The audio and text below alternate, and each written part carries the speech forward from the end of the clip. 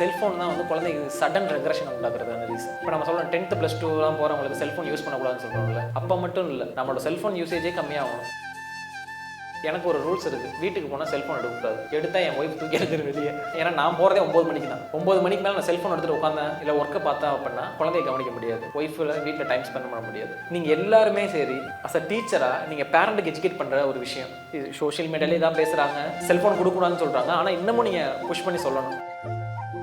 Parents சொன்னார், யார் இருந்தீங்கன்னு தெரில, கண்ட்ரோல் பண்ண முடியல சார், அந்த ஸ்டேஜில் அவர் தாண்டிட்டாரு, எங்களை வந்து அடிக்கிறாரு, செல்ஃபோன் தரல அப்படின்னு சொன்னான்னு சொல்கிறாங்க. இது அங்கே மாற்ற வேண்டியது. 5 வயசு பையனுக்கு சொல்கிறாங்க, நீங்கள் 14 வயசு பையனுக்கு சொல்கிறீங்க இல்லையா, நம்ம அங்கேயே மாற்றணும். இல்லை இந்த சடன் ரெக்ரெஷன் நடக்குது அப்படின்னா இதுதான் பெரிய பிரச்சனை. இல்லை அப்படின்னா அவனோட ஸ்கூலை விட்டு வெளியே ஒரு என்வரான்மெண்ட் இருக்குல்ல, இந்த ஸ்ட்ரீட்டில் நடக்கிற சில விஷயங்கள் இதுவாக கூட இருக்கலாம். இந்த 2 தவிர பெருசாக இருக்கிறதுக்கு சான்சஸ் கிடையாது. இந்த பர்டிகுலர் பிரச்சனைக்கு இந்த ஐ கான்டாக்ட் மெயின்டைன் பண்ண முடியல, சடனாக வந்து மூட் ஷிஃப்ட் ஆகிட்டே இருக்குது அப்படின்னா செல்ஃபோன் தான் மிகப்பெரிய பிரச்சனையாக இருக்கும். உங்களால் நான், உங்களுக்காகவே நான், எனக்கு எல்லாமே நீங்கள் தான்.